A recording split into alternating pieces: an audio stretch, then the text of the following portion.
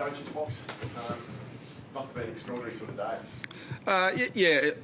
Look, yes, it was, but I mean, I was really proud of the way the club, led by the players, really, were able to stay focused on the task at hand. You know, we spent a lot of time pre-game, a lot more than we normally would, just talking about, you know, the challenges that the professional athletes face, and you know, regardless of your chosen field of endeavour, whether it's sport, business, whatever it is, when you're at really high level, you face obstacles and you face moments where, you know, if you let the emotion of whatever's going on get the better of you, you don't perform. And you know, I was disappointed that Sir Doug Nicholls' Indigenous round got hijacked to a certain extent, but we were able to bring it back to that before the game, and I thought Jed Anderson, Jai Simpkin and Taryn Thomas just really got us going today. So that was really what we were trying to focus on, what we could control, and what professional sportsmen should do. And you know, but it wasn't without its challenges. I mean, the players were, you know, very emotional at times. They were emotional at the breaks. They were, but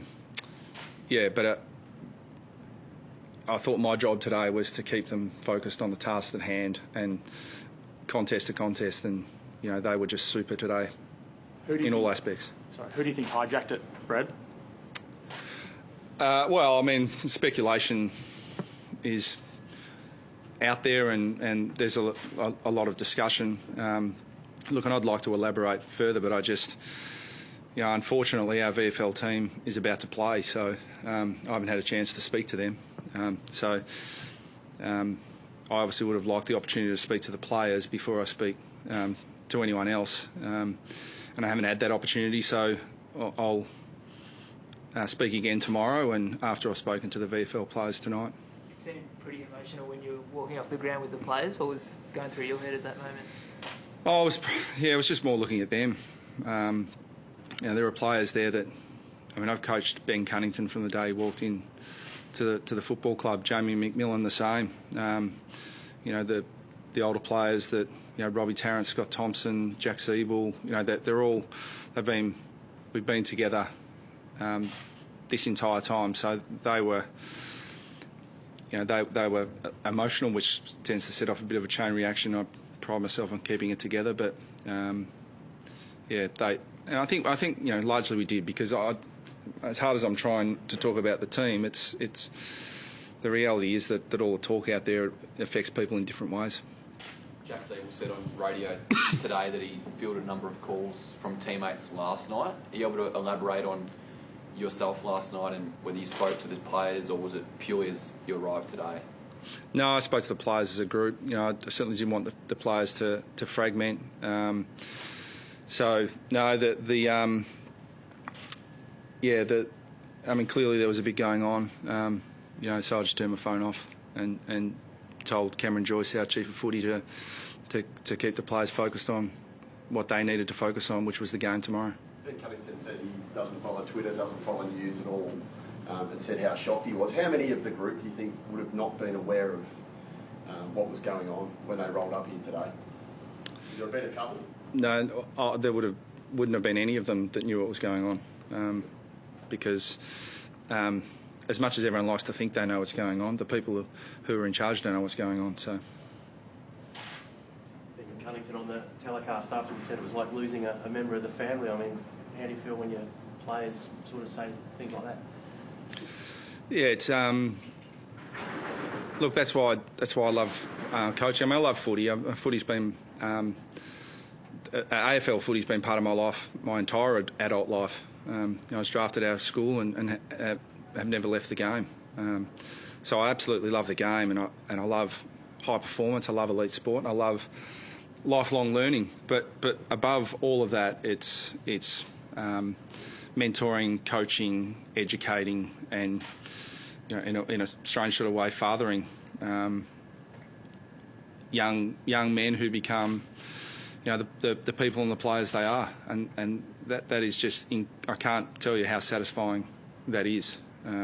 And North Melbourne have given me an opportunity that very few people get, and there is no doubt that there isn't a person I don't care who you are, how good you are, what you've achieved in football. There isn't a single person that receives or receives more than the club gives to them. So we are really fortunate to do what we do. Every player gets more from the footy club than they're able to give, and I can't thank North Melbourne enough for what they've been able to do for me and what they've given me. And I've loved every minute of it. This is a great club.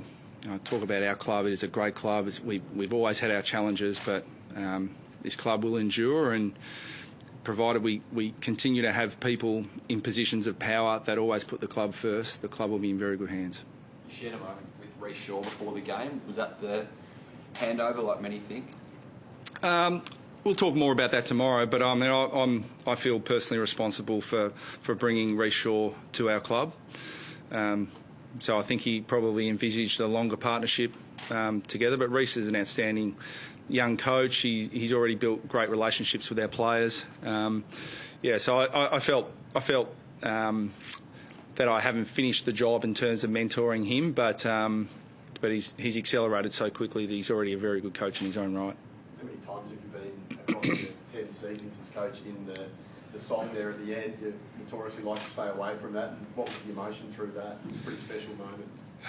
Yeah, I'm not a big linker. I don't get in the song. I've never been in the song. Is that the first time? That's the first time, yeah, because it's about the players. This game is about the players. I mean, we always talk about the club's bigger than the individual, but the players are the ones who get to represent the club on game day. They're the ones that get to pull on the jumper. And when you have wins, they're the ones who should celebrate that together, because there's no one else who should take credit for their deeds. Today was... Sometimes you got to fight the battles you know you can win. I couldn't win that one. They got a hold of me, and I had no other choice.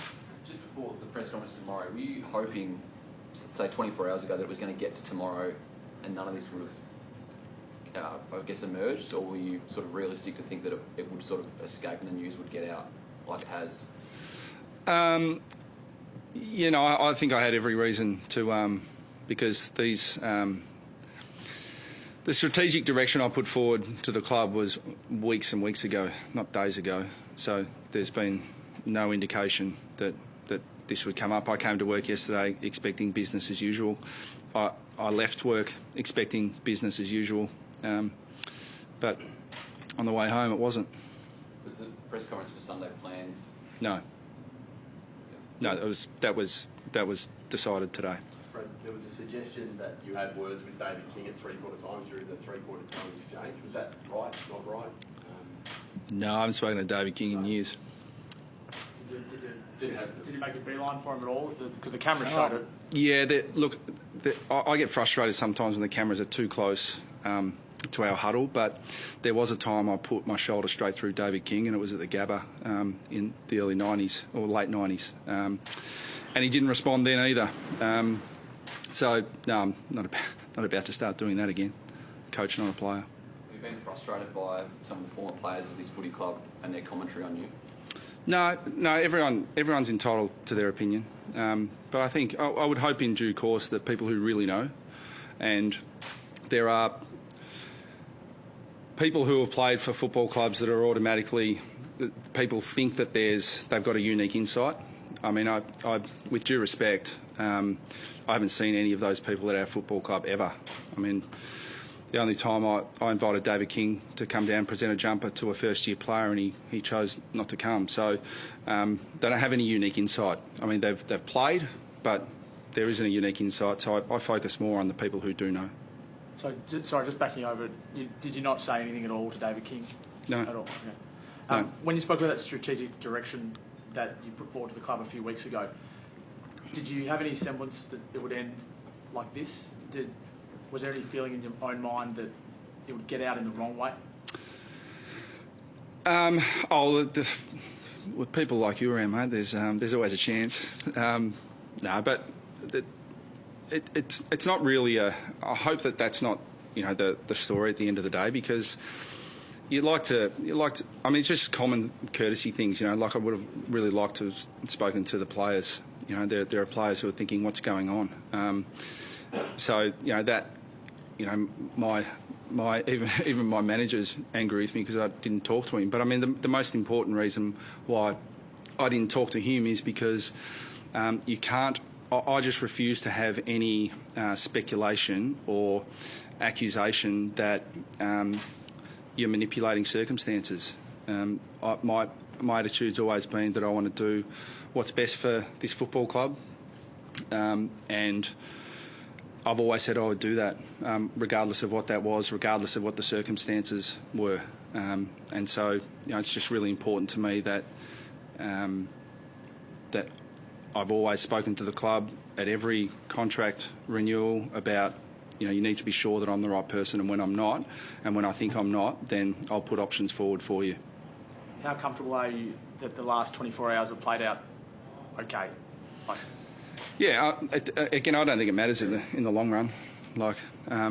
Tomorrow we'll be able to expand a little bit more about the direction of the club and what's happened and answer these questions. But again, I'd like to talk to our VFL players first. But ultimately, the strategic direction for the club is now not in my control, and I don't have a vote. So I've given them my opinion, and I'm absolutely there to help in any way I can. But just about the group, you've always been so positive about the group, the young guys coming through. What sort of future do you think this group's got? Yeah, we've built we've built a base of talent now that that I think there's a lot of optimism for the future. But again, we've in my 10 years we've never had multiple first round selections in the draft. We've never had. We've had 3 top 10 selections in 10 years, and one of those was a father-son, and the other one was an academy player. So it's been hard through the period to build the sustainable base of talent, but the club's now in a better position than it's ever been to be able to do that, and I thought a lot of that young talent was on show today, and it will continue to be for the rest of the year. Just on the song, you were clearly keen to share that as well with your family. Again, they're things that I'm not a massive fan of, but people constantly remind me that it's not about you, it's about them. So, we had to wait around for a while. When you get a performance like that today, I mean, is it almost frustrating in a way that you've had some challenges so far this season? No. I mean, this game is so tight. I mean, it's very hard to push against the wave of momentum that being 2-7 creates. We've had 2 really bad games out of 10, and we haven't quite been good enough in some of the others. But again, I think that tells a fair bit of the story about what we need to do as a football club. Thanks, all. Thanks very much. Cheers.